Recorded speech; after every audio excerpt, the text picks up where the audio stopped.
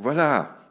Alors je vais parler de plusieurs choses pendant ces 2 jours, des choses importantes, mais je veux commencer par quelque chose qui peut-être va vous révéler un peu ce qui se passe dans vos cœurs. C'est Dieu dans la nuée, on va appeler comme cela.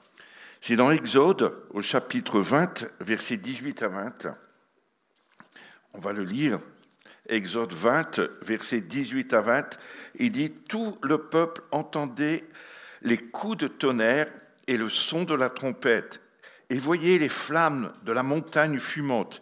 À ce spectacle, le peuple tremblait et se tenait en bonne distance. Ils dirent à Moïse, « Parle-nous, toi, et nous t'écouterons, mais que Dieu ne nous parle pas, sinon nous mourrons. » Moïse dit au peuple, « N'ayez pas peur, car c'est pour vous mettre à l'épreuve que Dieu est venu. Et c'est pour que vous ayez sa crainte devant les yeux, afin de ne pas pécher. » Le peuple restait à bonne distance, mais Moïse s'approcha de la nuée où se trouvait Dieu. Wow. Le peuple restait dans l'éloignement, mais Moïse s'approcha de la nuée où était Dieu. Parfois, Dieu semble entouré d'épaisses nuées. Je ne sais pas si c'est pareil pour vous, mais je pense que c'est une période comme cela aussi. Mais on en a dans notre vie. Hors d'atteinte, mystérieux, il est lointain. On se dit, mais où tu es, Seigneur? Tu ne m'entends plus? Qu'est-ce que tu fais? Vous avez jamais dit ça au Seigneur? Moi, je l'ai dit déjà. J'ai rouspété après lui, j'ai dit quand même, pourquoi? Et puis on ne comprend pas. On pourrait également traduire au niveau d'un nuée, ténèbres profondes. Vous allez dire, ouah, Hervé, au lieu de nuées épaisses. Je crois que les deux expressions illustrent parfaitement notre expérience dans le moment de doute et de crainte. Selon ce que je vis, c'est des ténèbres profondes, n'est-ce pas? Et ça arrive. Et on peut le voir, où la nuée, où était Dieu. Les deux expressions, ça illustre ça. Nous pensons, on pourrait peut-être, non, voir sous un autre angle peut-être. C'est souvent pendant les heures sombres que Dieu accomplit le plus dans notre vie. Vous avez remarqué? C'est pas quand tout va bien, mais c'est quand justement il y a les ténèbres qui s'approchent. Quand ça va mal, quand je ne peux plus avoir de réponse, c'est là que Dieu travaille ma vie et me montre des choses incroyables. Je suis sûr que vous pouvez tous le dire et faire l'expérience. Les mots ténèbres et Dieu, ça paraît contradictoire un petit peu, mais il se sert autant des périodes sombres de découragement que des périodes lumineuses de victoire. Il se sert des dieux. Dieu est avec nous. On a chanté un chant comme cela tout à l'heure. Ne crains pas, Dieu est avec toi. Je crois qu'il veut nous prévenir pour les temps actuels dans lesquels nous sommes, mais qu'il y en a qui ne sont pas encore conscients et dans lesquels on y rentre de plus en plus. N'est-ce pas? Il se tient près de nous dans les nuages noirs des difficultés de la vie, mais on a du mal à le percevoir. Et pourtant, il est là, juste à côté de nous. Et il veut nous parler. Mais je crois que si on voulait abréger ces moments de sombre, on ne vivrait pas ce que Dieu voudrait qu'on vive. Et des fois, en tant que ministère, on voudrait tellement que les gens soient toujours dans la victoire. Et pourtant, Dieu permet qu'il y ait des moments sombres de ténèbres pour qu'on puisse entendre sa voix. Vous avez remarqué qu'on est un peuple qui oublie très vite. On oublie très vite que Dieu a fait de grandes choses avec nous. On oublie très vite les temps où on avait des grandes bénédictions. Souvent, il y a des gens qui disent « Regarde en arrière, compte les bienfaits que Dieu a fait pour toi. » C'est vrai, mais on oublie ça parce qu'on est dans le sombre. Et on s'est détourné de cette communion avec Dieu. Et combien le peuple s'est détourné de la communion avec Dieu. Et des fois, je crois que Dieu se sert de ces ténèbres profondes actuelles pour révéler à son peuple pour qu'il revienne auprès de lui. C'est pour ça que je vous ai dit au début, ne regardez surtout pas Hervé, mais regardez à lui. Arrêtez de fixer vos regards vers des ministères. Dieu a mis des ministères pour amener les gens à rentrer dans les choses que Dieu a préparées, mais pas pour faire à la place. Et souvent, on s'attend tellement à un miracle de l'homme de Dieu. Mais on est aussi fragile que vous et on doit aussi, nous, avoir cette communion avec Dieu. Et c'est tellement important. Il se tient près de nous dans les moments difficiles. Et quand nous acceptons cette vérité fondamentale, nous sommes prêts à grandir au travers de tout ce qui va nous arriver.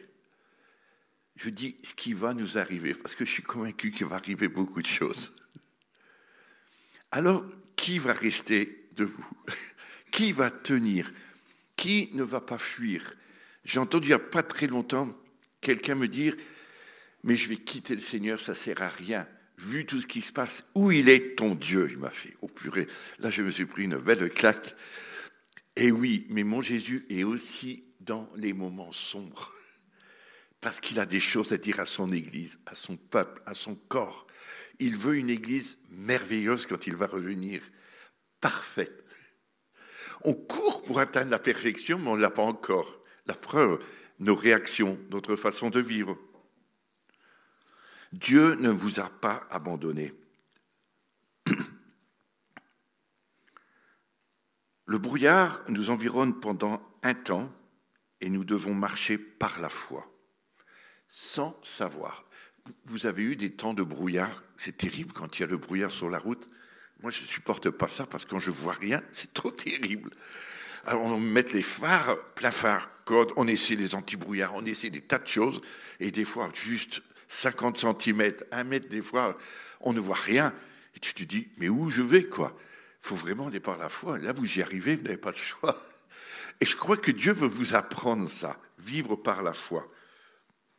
Le brouillard va se dissiper, cependant, et je crois que on va regarder nos expériences passées en nous demandant peut-être pourquoi nous avons eu des réserves vis-à-vis de Dieu. Quand les ténèbres ou les temps noirs sont passés, on se dit, mais pourquoi j'ai douté ? Il est pourtant fidèle. On dit, il ne change pas, il ne varie pas du nombre. Mais c'est vraiment pas facile, n'est-ce pas ? Et je crois que Dieu veut qu'on ait une telle dépendance de lui, quoi qu'il arrive. Je ne dis pas que pour plusieurs, vous ne vivez pas des choses difficiles. C'est surtout pas ça que j'ai dit. De toute façon, Dieu a dit, je ne prie pas pour les ôter du monde, mais pour les préserver du mal. Mais dans ces moments de sombre de la vie, on a quand même cette grâce de pouvoir nous tourner vers lui et nous reposer en lui. Laissez passer le brouillard. Le soleil va revenir. Il va dissiper le brouillard. Je crois que c'est important. Nous saurons aussi après autre chose quand on l'aura accepté. Que le Seigneur ne nous délaisse jamais. Mais les réponses qu'il donne ne sont pas toujours comme nous on voudrait. Et c'est ça notre problème. Si Dieu nous parle et que ce n'est pas comme il veut, on rejette.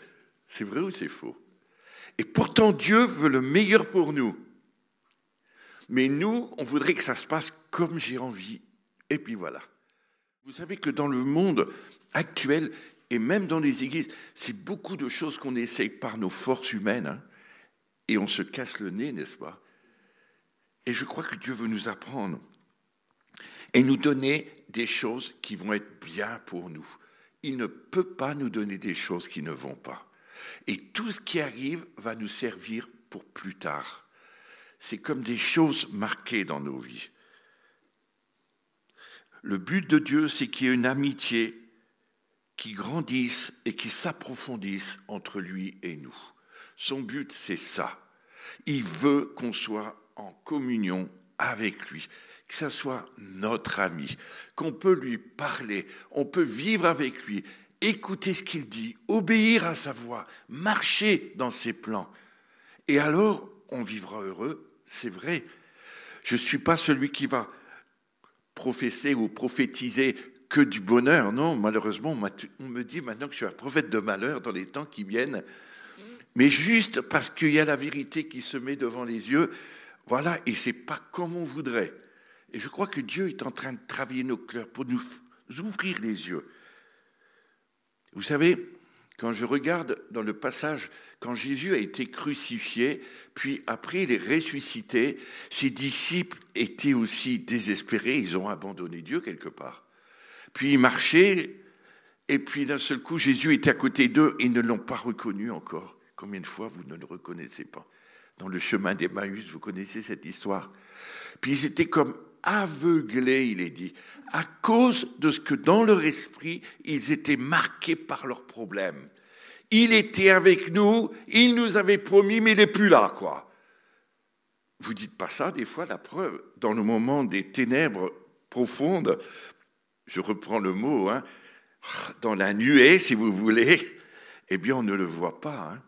Vous êtes monté dans le Jura, là-haut, c'est le Jura. Quand il y a la mer de nuages, là, c'est impressionnant. C'est un jour, comment il s'appelle, les Salvi qui m'ont montré ça, ils m'ont fait aller là-haut. Il faut que tu vois ça une fois. C'est vrai que ça vaut le coup. J'ai dit, presque on sauterait dedans, on croirait que c'est de la neige ou je sais pas, du coton. Mais il dit, surtout, fais pas ça. Mais c'est tellement beau, mais en même temps, tu t'imagines déjà, en voyant ça, commencer les moments ténébreux où tu ne vois même pas en bas ce qui se passe. C'est terrible, terrible, terrible. Je crois qu'il veut utiliser les ténèbres. Il est venu en Christ pour révéler comment il utilise les ténèbres. La résurrection garantit qu'il a toujours le dernier mot. Quoi qu'il arrive, Christ est toujours vainqueur. Et il aura le dernier mot. Même sur les puissances démoniaques, il aura le dernier mot. C'est pas Satan qui a le dernier mot, c'est Jésus. Sinon, on remet tout en question, n'est-ce pas? La seule manière de vivre dans la liberté et la joie est d'accepter le fait qu'il y a des jours sombres et couverts dans lesquels nous vivons. Sinon, nous n'apprécierons jamais les jours lumineux où nous obtenons les réponses à nos questions posées au plus profond de la nuit.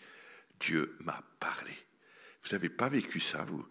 Au plus profond des ténèbres, quand Dieu n'était plus là, il m'a parlé. Moi, je veux vous encourager. Et j'aime laisser les fois les gens dans les ténèbres.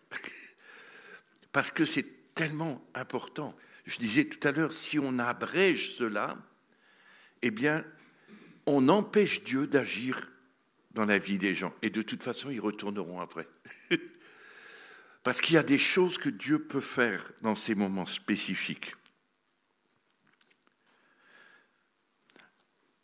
Alors, fort de cette confiance, nous pouvons dire avec le poète, j'ai trouvé un ami, oh quel ami, c'était un chant, il m'aimait même que je le connaissais, il m'a attiré avec des cordages d'amour, il m'a attaché à lui, autour de mon cœur, toujours plus près, il enroule ces liens que rien ne saurait rompre, parce que je suis à lui et qu'il est à moi, d'éternité en éternité. C'est fort ce que le poète a dit, n'est-ce pas? C'est incroyable.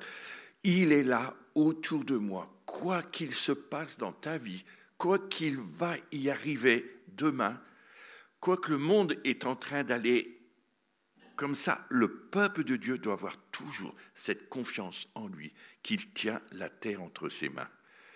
Il a le contrôle de tout, même si toi, tes yeux voient le contraire. Essaie de voir avec les yeux de Dieu. Et dans ces moments sombres, moi je crois qu'on devrait en sortir beaucoup plus fort, affermi. Souvent j'ai dit ça, mais j'ai fait de la soudure dans le passé, je ne fais plus toutes ces choses, je laisse mon fils et tout ça.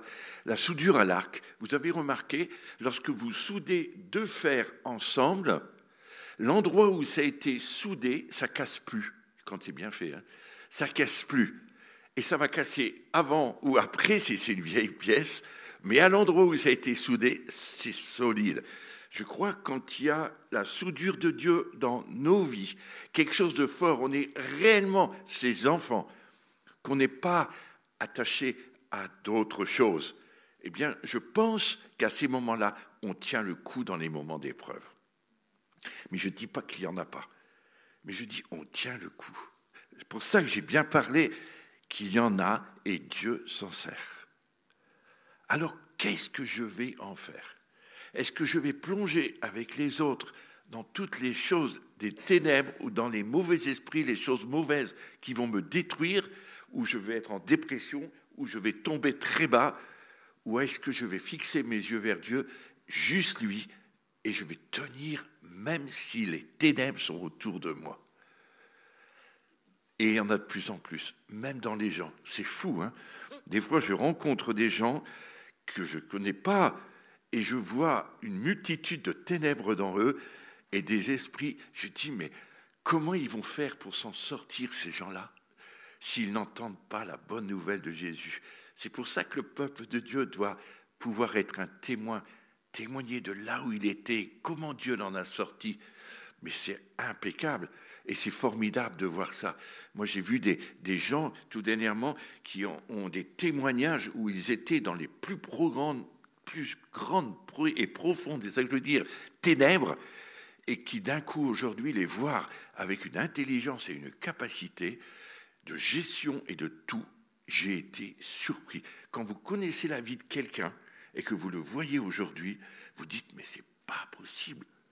Comment il peut faire ça? Il n'y a que Dieu, c'est pas possible. Il était détruit de partout dans sa tête avec toute la drogue, et d'un coup, aujourd'hui, c'est plus le même homme. Parce que dans ces ténèbres, il a rencontré Dieu. Et Dieu s'est révélé à lui, et sa vie a été changée. Tu te rends compte que ça vaut la peine quand même d'être un témoin, et ne serait-ce que par ton comportement et ta façon de vivre au moment de l'épreuve. Et je crois que le test aujourd'hui de Dieu, avec ces ténèbres que nous vivons aujourd'hui de plus en plus grandes, avec tout ce qui est choisi et fait, tu te dis, il faut tenir le coup. Trouverai-je de la foi encore sur la terre? Ça, c'est quelque chose de tellement... Est-ce que je garderai cette foi en Dieu, ou est-ce que ma foi va se détruire et se désagréger complètement? Moi, je me pose des questions. Comment ça va se passer? Affermis mes chevilles. Solidifie-moi, Seigneur. Viens me rendre fort. Et je crois que là, je redis, mais l'épreuve va me rendre de plus en plus fort. Ça va être une soudure qui va tenir si je sais m'attendre à lui. Et je crois que Dieu ne fera pas à notre place cette intimité et relation. C'est nous qui devons le faire avec lui. C'est nous qui devons lui faire confiance. Lui, il a tout accompli pleinement. Alors, c'est vrai qu'on ne choisit pas là où on va vivre. On ne choisit pas les familles quand on est. On ne choisit pas l'endroit où on va travailler et ça tombe comme ça. Il y a des fois des ténèbres pas possibles. Mais pourquoi Dieu a-t-il permis une chose pareille? Eh bien, moi, je crois que dans ces ténèbres, il va t'utiliser. Je ne sais pas si je vous ai déjà raconté une fois, peut-être, c'est des histoires qui me viennent au conservatoire. J'ai été régisseur d'un conservatoire et je reviens des années en arrière, là. Mais je me rappelle, moi, j'étais convaincu que là où j'étais, c'est vrai, déjà, il y avait les ténèbres. La musique, c'est les ténèbres, il y a tout. Tout le monde se mélange, tout le monde, ils font des belles choses, belle musique, mais vraiment derrière, l'être humain, il n'est pas très bien. Il a des problèmes. Et j'étais là-bas, et je me suis converti là-bas, il faut le faire quand même, au travers d'un témoignage d'une élève. Mais Dieu, je ne parlais pas de Jésus comme ça, mais Dieu mettait des événements et des circonstances devant moi pour que je puisse témoigner de quelque chose. Je ne sais pas si je vous ai raconté cette histoire d'un homme qui était clarinettiste. Je ne vous l'ai pas dit, celle-là, peut-être pas.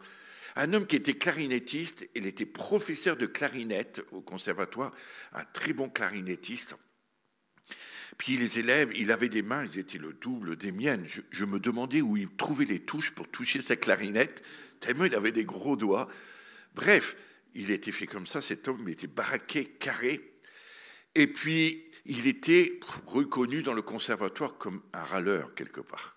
Voilà, jamais content après ceux qui organisaient toutes les choses. Donc, jamais content après moi non plus, quoi. Et puis après, personne. Et puis, un jour, je lui ai dit une phrase que m'a coûté très cher. Je lui ai juste dit ça, j'ai vraiment pas parlé trop. Je lui ai dit, Jésus t'aime. Alors qu'il était très méchant. Jésus t'aime. Alors, vous savez ce qu'il a fait? Il a pris sa main et il m'a envoyé une claque en pleine figure. Je me suis ratatiné dans le couloir, tellement il a frappé fort. J'ai glissé, comme ça. Je dis, oh là là là là. Et j'étais tout nouveau converti. C'était écrit, j'avais lu, si on te frappe sur la joue droite, tends l'autre joue, quoi. Et puis j'étais là, je dis, oh là là, Seigneur, si tu veux, mais là je suis mort. Hein. Et j'ai fait ça. Et je tourne ma tête pour lui tendre ma joue comme ça. Il prend sa main, il allait m'en mettre une deuxième. Et il est arrivé un homme qui a arrêté sa main. Mais vraiment, j'ai dit, ça c'était peut-être un ange, je ne sais pas. Il savait le Seigneur que je serais mort après. Mais l'histoire, c'est pas ça.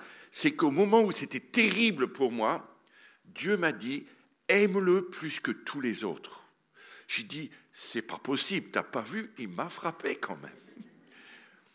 Et puis Dieu m'a montré tout ce que je devais faire pour lui avant qu'il me le demande. Et j'ai appris pendant ce temps à entendre de plus en plus la voix de Dieu. Et il me racontait ce qu'il avait besoin pour son cours de clarinette. Et un jour, il avait besoin d'un écran. Il y avait encore des écrans télé, on n'avait pas des projecteurs et des salles de projection. Mais je lui ai amené un écran et je lui ai amené un truc VHS là, qu'on avait avant, et puis une cassette vidéo sur le plus grand clarinettiste de Paris, celui qui est le champion, qui était connu. Et puis, il voulait montrer ça à ses élèves, mais il ne m'a rien demandé. Je fais ça, je l'installe, je lui mets la cassette, parce que Dieu me l'avait dit. Et puis, je m'en vais. Il n'était pas encore arrivé. Il arrive, et il voit tout ça, et il s'est choqué, je pense. Il a eu un moment terrible pour lui. Qui est-ce qui savait que? Il est venu dans mon bureau. Alors, pourquoi et comment ça se fait que tu as fait ça? T'as vu ce que je t'ai fait? Je dis, mais Jésus t'aime. Juste ça, une autre fois. Il dit, tu vas arrêter parce que Dieu n'existe pas. Mais il t'aime quand même. Et puis, c'est tout. Et ça a duré un long moment où j'ai toujours préparé pour sa classe les choses qu'il avait besoin. Et c'était un grand choc. Et à un moment donné, il dit, écoute, Hervé, je ne comprends pas pourquoi tu peux m'aimer comme ça alors que je t'ai fait mal et que je suis un homme horrible. Et je lui dis, mais non, tu es un homme qui est bon et qui souffre beaucoup. Et Dieu commence à me révéler son cœur. Cet homme n'avait pas pu avoir d'enfant. Et il en voulait à Dieu, et là il avait un âge avancé, et il était en colère après Dieu parce qu'il n'a pas eu d'enfant. Pour lui, c'était le pire des choses, la chose qui pouvait être la plus horrible pour lui, parce qu'il n'a pas eu d'enfant pour lui et sa femme. Et j'ai dit, mais Dieu t'aime quand même. Et j'ai prié pour lui. Écoutez, il est devenu mon meilleur ami. Quand il y avait d'autres professeurs qui râlaient, parce que c'est le milieu, bon, on est français aussi, et en fait, enfin, c'est pas une raison, mais, et en fait, il faudrait que ça change un jour, ça, mais en fait, je pense que cet homme a été, les autres, il était désagréable, et il me défendait le premier. Hervé, c'est un homme bien, il disait. Et il m'a invité à manger chez lui pour voir sa femme. Et il a raconté tout à sa femme. Et alors j'ai prié pour eux dans la maison. Mais ça a changé tout l'état d'esprit. Alors je n'ai pas essayé de dire j'ai des tas de choses sur Jésus, toute la Bible, il n'en aurait rien à faire du tout, quoi. Et il ne se serait rien même passé, quoi. Mais là, juste un mot, qui était le mot-clé. Et je pense, pour moi, c'était ténébreux et dur, mais en même temps, Dieu s'est servi de ça pour sauver cet homme. Et je me suis dit, des fois, dans nos vies, il y a des événements et des circonstances que Dieu place, qui ne sont pas toujours comme on voudrait. On aimerait que ça se passe tout bien toujours, quoi. Tout roule. Mais non, tout roule pas. Mais qu'est-ce que Dieu va faire avec moi dans ces moments? Mais vous voyez, c'est une petite chose, ça. Il y a des fois des gens ici qui ont certainement des choses beaucoup plus importantes que moi dans le problème, dans la situation de leur vie. Mais je suis convaincu que Dieu va faire quelque chose pour vous. Et laissez-le ouvrir vos oreilles de votre cœur pour entendre.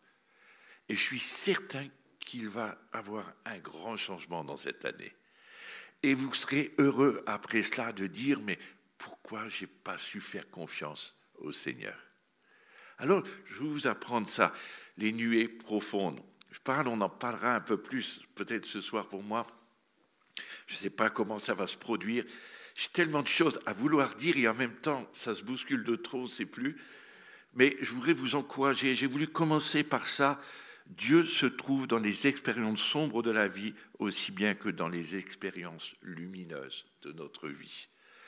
Dieu est là. Il ne nous abandonne pas. Alors, je voulais juste vous laisser ce message pour vous préparer à des choses beaucoup plus importantes qui vont se produire dans ces 2 jours. Et laisser l'Esprit parler au travers des uns et des autres, de pouvoir voir comment Dieu va manifester sa puissance, comment il va révéler des choses profondes et comment il va nous montrer comment faire pour en sortir, quoi. Et s'il y a toujours une solution. Mais moi, je vous encourage à écouter chez vous. Écoutez entre vous et lui, c'est tellement important ça. Dieu veut vraiment nous faire rentrer dans ces temps spécifiques où il est là. Et il veut nous révéler ça. Seigneur, je te prie pour mes amis qui sont là. Parce qu'on connaît tous des chemins sombres dans notre vie, on a connu, on connaît encore. Mais Seigneur, je te prie pour que tu te révèles avec puissance dans les vies. Tu transformes les cœurs, que tu amènes ceux qui sont dans ces moments difficiles à se tourner vers toi et à commencer à te voir et à réaliser que tu vas les arracher de là. Tu dis que ton bras n'est pas trop court. Et je sais que c'est facile à dire en un mot, mais on veut et je veux prier pour qu'ils vivent cette expérience. Dans ces moments où ils vont vivre peut-être des délivrances, des guérisons dans cette journée et peut-être avoir la lumière sur l'avenir, Seigneur. Seigneur, je te prie pour que tu viennes éclairer chacun des sentiers et qu'ils voient comment tu es et qu'ils se rendent compte que tu es fidèle à leur côté. Merci Jésus de ce que tu es là au milieu de nous. Seigneur, ce n'est pas dans les grands discours, mais c'est dans ce qu'on va vivre avec toi qui est important. Et je te prie vraiment pour que dans les cœurs personnels, il y ait des choses beaucoup plus grandes et plus profondes que tout ce qu'on pourra annoncer, nous. Et que des gens fassent des expériences dans ce week-end, des expériences qui vont durer pour l'éternité jusqu'à ton retour, Seigneur. Merci parce que je voudrais que ça pénètre dans nos cœurs et qu'on puisse aller plus loin avec toi, qu'on devienne vraiment des hommes et des femmes faits en toi, qui ne craignent plus même les lendemains ou les ténèbres autour de nous, mais qu'on va avoir la victoire avec toi. Merci de ta fidélité, Seigneur. Merci parce que tu es là au milieu de nous, Jésus. Voilà, je vais arrêter mon message. Ce soir, c'est plus long. Je le sais déjà, mais je voudrais juste maintenant aller plus loin et puis peut-être vous donner quelques paroles prophétiques, si ça va. On peut enchaîner comme ça. Et parce que on ne peut dire que ce que Dieu nous montre en tant que ministère prophétique, mais il faut aller pour vous plus loin dans cette relation après. Des fois, ça ouvre des portes, mais vous devez pénétrer par cette porte et aller plus loin avec lui pour dire que Dieu vous change et transforme quelque chose. D'accord ? Voilà. Alors, les paroles, il faudra les enregistrer, mais aussi les noter et les regarder. J'ai eu des expériences tout récemment de gens qui n'ont pris qu'un mot. Puis avec le mot, ils ont fermé leur cœur. Et quand ils ont réécouté avec le responsable l'entière parole, pourquoi je me suis arrêté sur un mot? En fait, le mot, il y avait beaucoup d'autres choses qui étaient avec. Ça faisait partie d'un tout. Et je pense qu'il faut faire attention de ne pas prendre comme ça et puis en faire un jugement. Il faut réfléchir avec Dieu. C'est pour ça que je dis, une parole, ça nous fait aller plus loin avec lui. Peut-être ça nous éclaire et c'est peut-être des anti-brouillards pour passer la nuée, pour aller plus loin et pour pouvoir avancer un peu. Mais je sais que la lumière est en train de venir là. Voilà, ça va pour vous ? Alors voilà. On dit on prophétise en partie. Donc analysez, examinez. Il faut devenir des hommes et des femmes faits, n'est-ce pas? Surtout dans les temps dans lesquels on vient, il y a tellement de toutes sortes de choses. Attachez-vous à lui. Faites le tri. On devrait être capables tous de faire le tri. J'aime les gens qui analysent, les gens de Béret. J'ai aimé ces gens parce que même Paul est un grand homme pour eux, pour nous aussi. On dit quand même, qu'est-ce qu'il peut y avoir de mal chez lui? Eh bien, eux, ils analysaient quand même si c'était vraiment vrai, quoi. Alors, ouais, il faut examiner. Lisez la parole, examinez, analysez. Est-ce que pour vous, ça vous a fait un bien, mais est-ce que ça peut vous faire aller plus loin? Voilà.